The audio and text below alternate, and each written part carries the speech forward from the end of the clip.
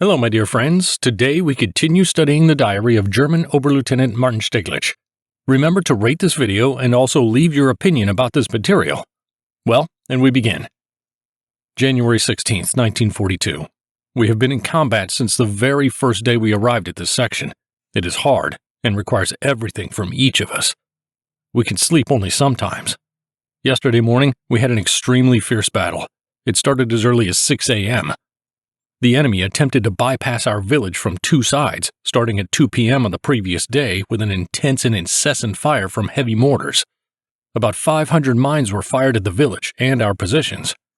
There are countless numbers of dead Bolsheviks around the village along our front line who were killed by us during the defense of the village. My losses for yesterday: 3 badly wounded and 11 lightly wounded. All of them were sent to the hospital. Initially, they were carried about 6 kilometers through the snow on sledges, and then they were reloaded into an ambulance. After the battle, we were briefly visited by the regiment commander. Since today, we are again resubordinated to our regiment, which is good. More and more depends on us now. The Führer ordered us to defend the positions at Molvatici until the last moment and promised all possible support. The Hindenburg Squadron has been engaged since yesterday. Besides, the landing of airborne units started yesterday in Demyansk. The previous night had been unexpectedly quiet again. This morning, I even had the chance to bathe, something that had been impossible to think about yesterday. There is no way of predicting how long these battles will last. Anyway, it is obvious that the Reds have succeeded in gathering quite a lot of forces and resources here. Our situation will be very difficult if the artillery will fire on us, because we can't dig into the ground here. The only place we could take shelter is in cellars because all the houses in this filthy hole of Lanier are made of wood. Literally, at these minutes, the mortar shelling of our position started again. We'll see if our artillery can respond in any way. January 18th. It is Sunday again. The sky is covered with blanket clouds of snow, no sun visible, and we badly need flying weather so that the Luftwaffe can enter the battle. On Friday and Saturday afternoon, and during the nights, everything was strangely quiet and calm. Yesterday in the evening dusk, a Russian reconnaissance unit approached us. 3 of them remained lying in the snow, another one was wounded, and they dragged him away. The area around the highway is full of Russian ski men. There are about a company of them, and they are firing on our supply transport. They'll handle those hogs in the morning.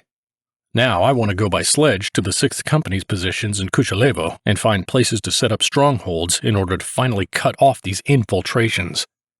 There are no letters because on the highway between Molvatici and Staraya Russa, a unit of these hogs has also settled down and makes it very hard for us to get supplies.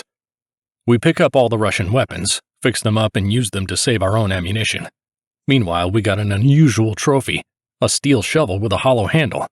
You remove a thing that looks like a barrel support out of it, connect it to the barrel with a terminal, then bend the shovel bayonet, and a light 3-centimeter mortar is ready for battle. Each of these men carries 12 mines. Currently, these mines do not cause us any harm while snowing, but it's easy to realize that these things used in mass in the summer will be a very powerful weapon against us.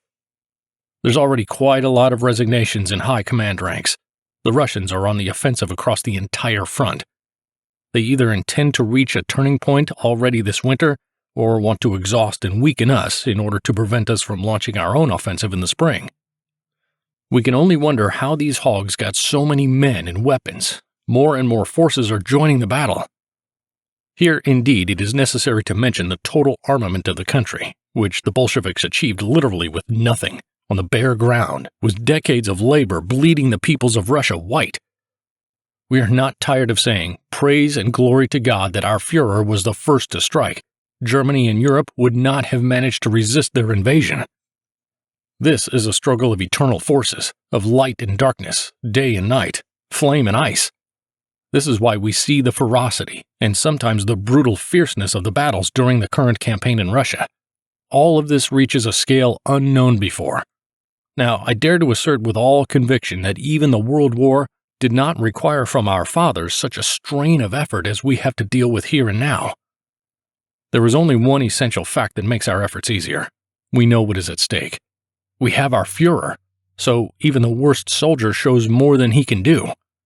Our self-control is stronger, our inner conviction is firmer, and our yes is made of will. Today I'm feeling the urge to philosophize, and why not? We read more here, and we're happy if we have something to read, even Duneman's novels, which are 5 Fenning books. However, there is always plenty to do here, to organize, to control, to order, and to encourage. What a pleasure it is for me to serve and command a company. Earlier this month, I could honestly say to myself it's been 2 years since I have been in command of the 5th Company, and I am thankful to God for this path. I have always wanted nothing else for myself but to be a soldier with all the strength of my heart and soul. I have written so little about the primitiveness of the Bolsheviks, and I won't write more. Let it remain in my memory. Anyway, it must be admitted that any comparison here would be faint. Soon the letters will come again. We'll get a lot of letters all at once. Yesterday our letters were supposed to be taken by airborne planes on the return flight. If everything worked out, these letters will reach home with record rapidity. It would be very nice. The Wehrmacht bulletin mentioned persistent defensive battles on the Valdai Hills, and thus they would know at home that I was right here. They shouldn't worry unnecessarily. January 22nd. On Monday, we were visited by the regimental commander, Lieutenant Colonel Kegler, and he awarded me the German Cross in gold on behalf of the Commander-in-Chief, together with greetings from Colonel General Bush. As soon as I received the German Cross, called in the soldiers' slang scrambled eggs, I got a telephone message about the award of the German Cross to non-commissioned officer Fuchs from the 5th Company of the 27th Infantry Regiment. This delighted me very much. The commander had me explain to my company that I was the first to be awarded the German Cross, although we had already been awarded Knight's Crosses before. The previous days were in general quiet, except for the shelling with heavy rocket-propelled grenades and artillery. We have been accelerating the construction of dugouts under residential buildings. It is considerably more difficult to construct such dugouts than to build new ones. The only thing that makes it easier is that the ground under the houses hasn't frozen so deeply. 2 Russian battalions dressed in winter camouflage were again encamped somewhere between the villages. We expected their attack yesterday, relying on the testimony of the captives. Now, according to new interrogations, they intend to attack the village of Bell tomorrow morning. I just welcomed a group of newly arrived infantrymen who came by to get supplies. They arrived by plane and are now quartered at Bell. They were brought here straight from France.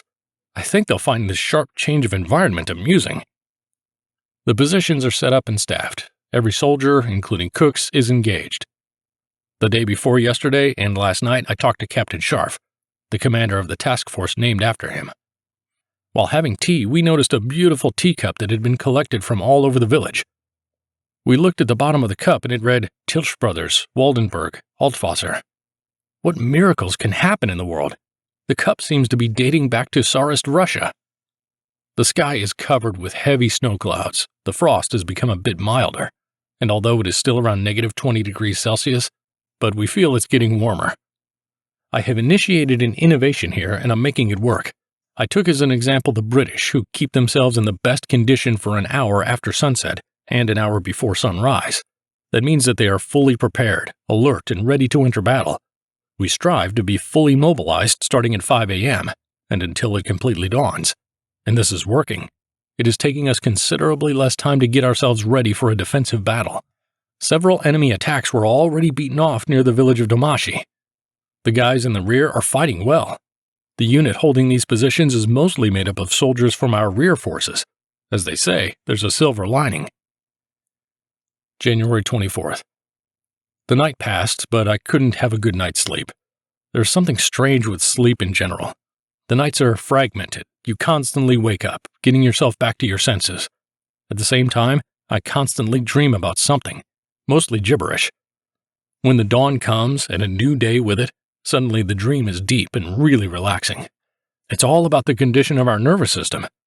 I can make some generalizations. My soldiers have similar experiences.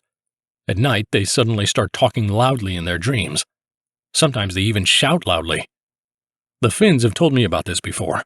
During their winter campaign, they also experienced such things, and even many months after the end of the campaign, some of them were still screaming in their dreams. Last night I got a telephone call from the regimental commander ordering me to be prepared to arrive at the division in the next few days to respond to questions about my combat experience, especially in winter fighting. Our current division commander, Colonel Hernekamp, is an artillery officer. It seems that he has a vague idea of what to expect in terms of real combat readiness of his infantry soldiers here and now, with their current uniforms and available weapons. Such gentlemen simply do not have the necessary experience. They set tasks, the fulfillment of which is absolutely unprepared, and they cannot be solved. Well, that's just some notes on the margins. I just want to record another fact. When they talk about a battalion or a rifle company in their estimates, they make a huge mistake, keeping in mind their combat strength during peacetime. This is an empty juggling of numbers. The real combat strength may often be only half as large. This results in incorrect calculations, for example, when dividing defense areas or offensive zones. When you mention this to them, these gentlemen are very surprised. This is not a criticism, just a lesson to me to avoid making the same mistakes endlessly. And, of course, it deserves a separate conversation about how the 123rd Infantry Division fights. All of them. I think it's about time a military tribunal should intervene here. It's all too sad to be discussed in detail. It's negative 35 degrees Celsius, and there's a sharp, gusty east wind that chills you to the bone. I wouldn't be wrong if I added that the frost even hurts my head. Soon our letters should finally be here. I hope so. The overall situation at the front is still assessed as encouraging optimism. I hope that soon all enemy breakthroughs will be blocked and their consequences eliminated. In fact, the enemy still keeps infiltrating. This word is gradually becoming a part of history, and we are forced to hunt them down. I hope that today they will finish the equipping of our dugout because the Bolsheviks are intensively firing at our village with large-caliber self-propelled guns. That is all for today. You can watch other episodes of this diary by following the link in the pinned comment. If you enjoyed this video, please give it a like and support the channel by subscribing. Bye everyone, until next time.